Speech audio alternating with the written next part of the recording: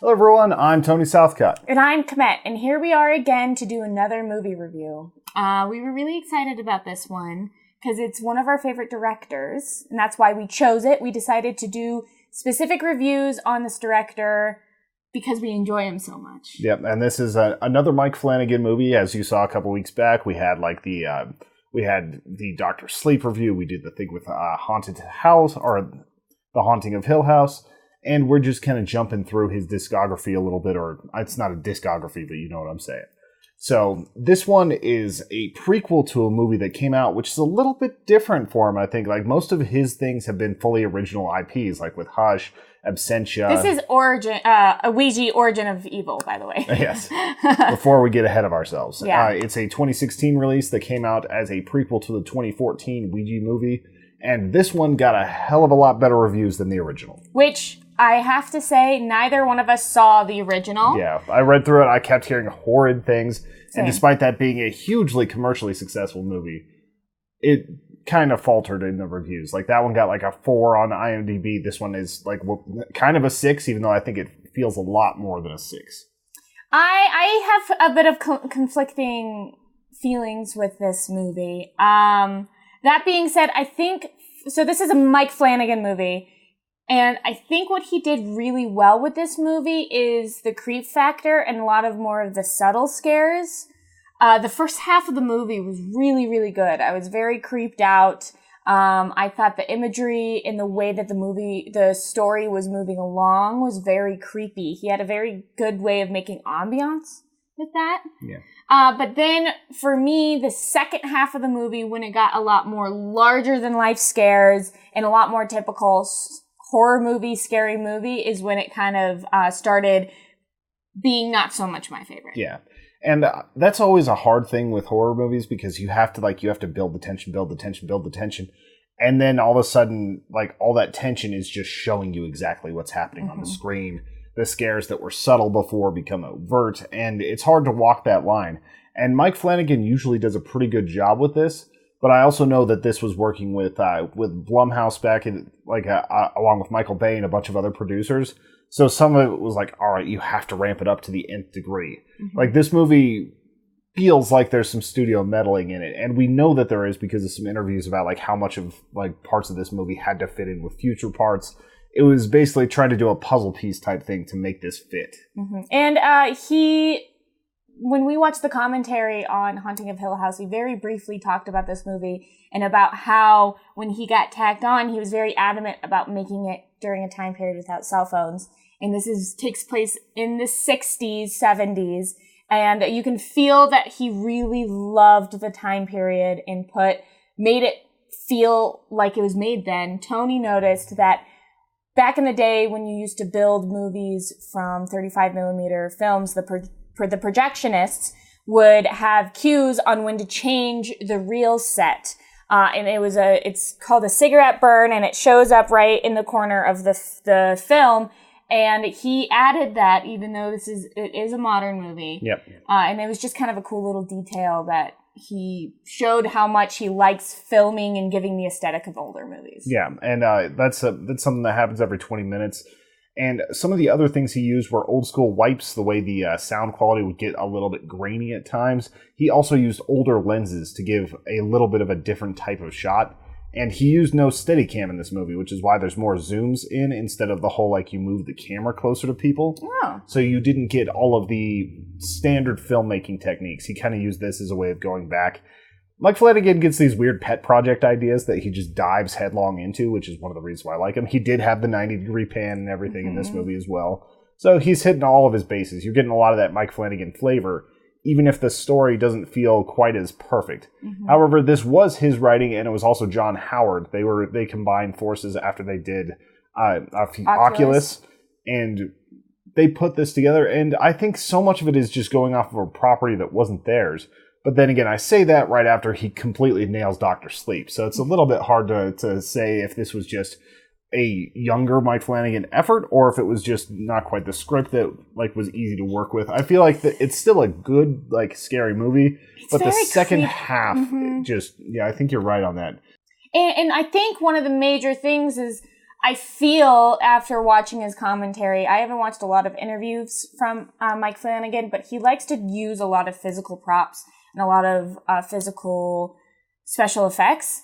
But there was quite a bit of CGI in the second half of the movie that I wasn't sure. I think that's maybe a younger, less experienced Mike Flanagan being like, okay, I'm going to let the production or whatnot kind of touch this a little bit more. But as he grows up to Hill House, he talks specifically about how a lot of the makeup and whatnot are contacts to make the people look dead and they can't see. They have to be like carted around. Yeah. And I feel like if we would have had just a little bit more of that physical effects with the like eye change or some of the makeup, I think it would have landed a lot better for me. But it was very, very heavy on the CGI on the second half. And I think that's just where it kind of started to phase a little bit further away from how engaged I was in the first half. Yeah, and the thing is, you've got this little girl who's playing like the Doris character, and she already has sort of an uncanny valley feeling to her, where something's not quite right with her appearance. It's not that she's like a weird looking kid. It's just I feel like they intentionally made her seem a little more plastic, a little bit more. Yeah. Like odd. Doll-like. Doll-like. And then like that way, whenever they're manipulating her and doing things and doing the subtle shifts and trying to change her attitude, they were able to make her into something more. And whenever it was subtle CGI, just like a little pulling of the mouth too far or a little bit of the whispering or things of that nature, they did a better job with it instead of like the overt stuff that came later. I also felt that they had a decent looking monster that was played by one of my favorites, Doug Jones. Was that the black creature? Yes. Yeah. And part of me is glad we didn't see a ton of it, so it couldn't wear itself out. And part of me wanted to see a little bit more to understand more of it. I would have been a lot more happy if that was more of the antagonist. Is that the right word? Yeah, the antagonist. If I would have been a lot more happy if that was the antagonist instead of the little girl being more so of the antagonist, because it was very, very striking.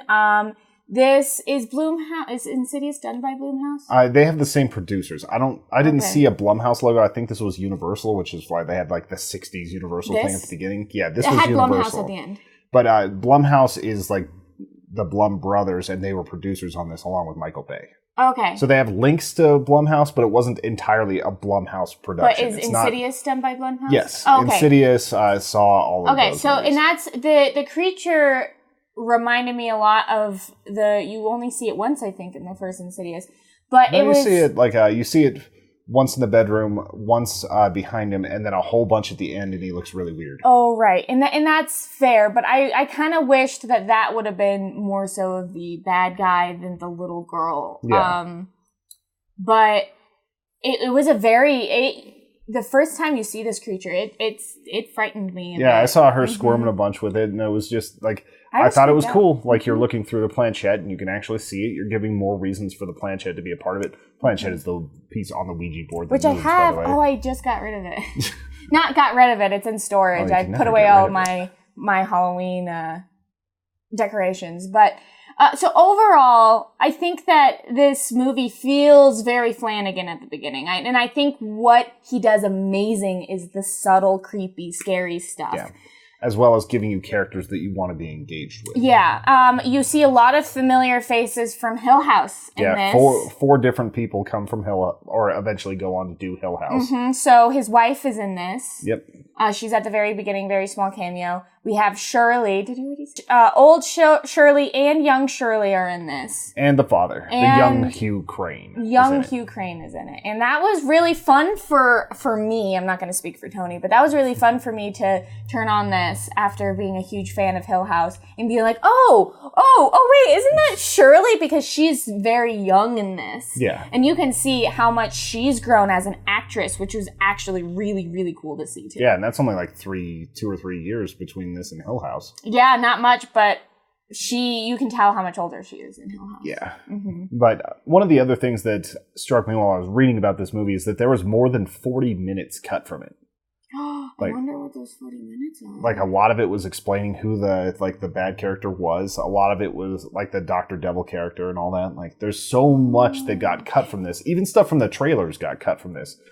40 minutes is a substantial amount of time for any movie. And maybe it would have dragged on forever if all those 40 minutes were in, but I bet there was about 10 minutes that could have made this movie much more enjoyable if it would have made it into the film. Because this might be spoilers, so you might have to cut all of this. Yeah. Because when you get introduced to who the, like, bad guy is and how it's all the spirits that were within the house, I would have been much more satisfied if it was actually the devil doctor who was possessing her, and then the spirits would have been... That's sort of implied in what I was reading about like that. Oh, in the 40 minutes? See, yeah. I would have been much more satisfied with that than the idea of all these tortured Jewish people being the ones that are doing all these horrible things. That wasn't very believable for me. Yeah, so... I think that is actually why it was less satisfying. Yeah. Like, especially with, like, the evil that's being conducted by what were apparent innocents. Mm-hmm. So, like, to have that be sort of stripped away, I have no idea how much of this will make it into the review, but I feel like that studio meddling that cut 40 minutes probably should have cut about 15 to 20. Yeah, I agree with that. I wonder if at any point we can get our hands on a director's cut. I think that might be worth it for us. I would be willing to watch that. Yeah, I'd watch it again for a director's cut. Yeah. And that kind of brings us to our main three questions. Like, the first one being, was it scary? At times, it was legitimately creepy. Like, there was some really cool stuff in here. I enjoyed that. Like, it was never a part where I was like, oh, shaking my boots, but I'm incapable of that sort of emotion, apparently. I've had a few spoops. I got goosebumps at one point, more so for the ambiance that he was building up to than the actual scare. But I think this has the first half of it has major creep value. Very, very creepy. Yeah. The next question we always ask is it rewatchable? Is this something that I'm going to go back and visit? And I think the question is more about, if I can get a director's cut, I'll go back. Otherwise, kind of middling on that. Yeah, I don't think I'd ever, pop this on to watch it at home ever again. But if I were to get my hands on a director's cut, I probably would watch it. Yeah, mostly out of curiosity, because there's so much that wasn't explained about who these monsters are, and I want to know more, and it sounded like that's what was cut. Yeah. And the final thing, did you like it? Did you like it? I think I'm a 50-50 on that. I really, really enjoyed the first half. Yeah. And, it's rated as a 6 out of 10 on IMDb.